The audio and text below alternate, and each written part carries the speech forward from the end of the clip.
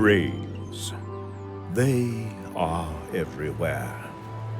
In the world's gentlest places and its harshest. In this unforgiving environment, some brains exhibit troubling signs. Addiction, illness, depression, social disorder. Yet others thrive. Why have some brains developed the ability to cope in harsh conditions while others struggle? It is one of nature's great secrets. Hi. Hello? This is amazing. But I just need to clarify a few things. This great secret? It's actually science. Severe adversity isn't good for any brain.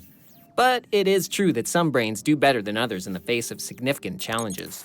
Oh, a scientist.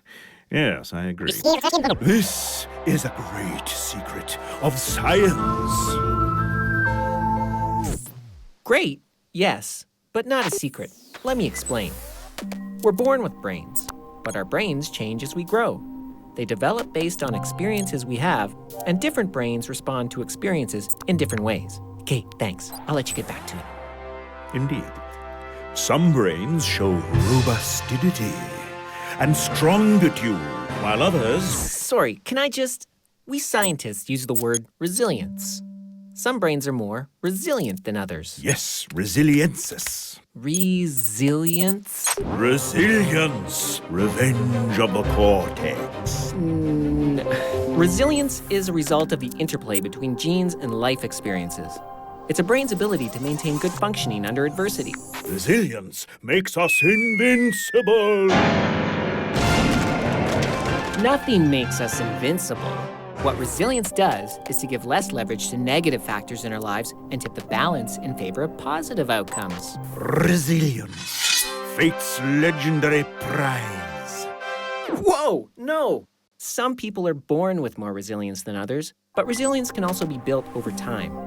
It's a big project involving parents, caregivers, teachers, Kith, kin, karaoke comrades, soccer coaches, counselors, pastry chefs, associate producers, even millennials. Like a barn raising in times of old. Yeah. In fact, we scientists believe strong brain architecture is the foundation for resilience. And, look over there. Oh, yes.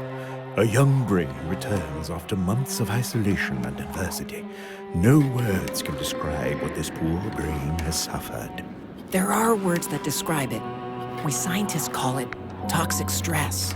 Toxic stress lies in wait. No, that's not. Stress happens inside the body. It's the fight or flight system kicking in. But if stress hormones are elevated too high and for too long, it can have negative effects on the brain and body. Stress, a nasty poison. Not all stress, just toxic stress. With the right supports, we can make severe stress tolerable, which means it won't do lasting damage. Stress can even be positive because it helps us to learn problem solving and coping skills, which leads us back to resilience. Alas, this brain is resilience-less. No, it isn't. Let me explain. Remember when I talked about giving less leverage to negative experiences and tipping the scale in a positive direction? Well, here's a little something I've been working on. It's a really amazing metaphor. Here goes. I call it the resilience scale.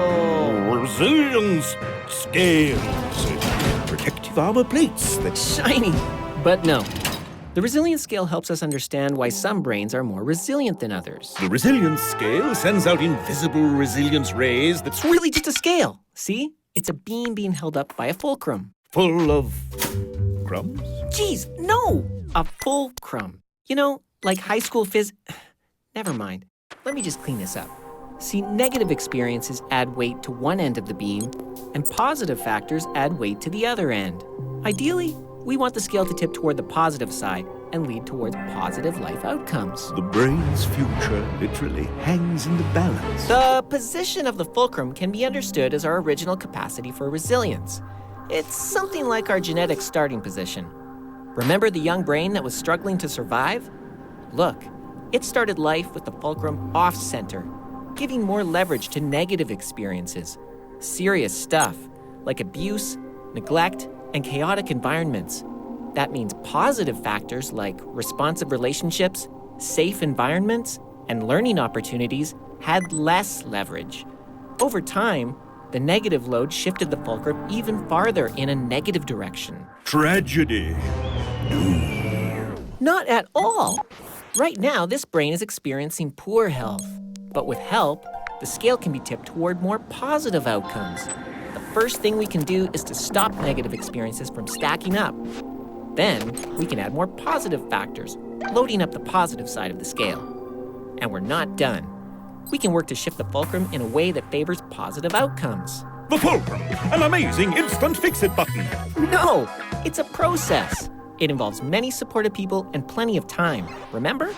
This brain is still young, so adult brains can work with it to relieve toxic stress and teach coping skills.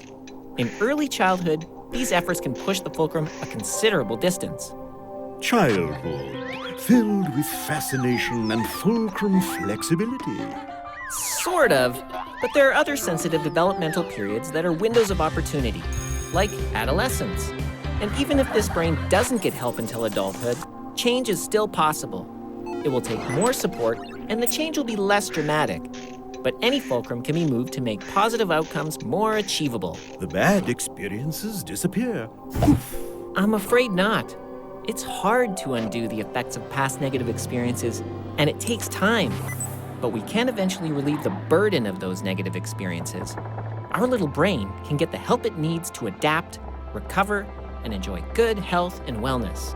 And everyone, everywhere can become more resilient for eternity.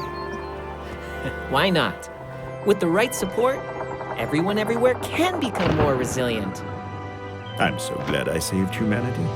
It's been a majestic experience. Yeah, me too. Well done.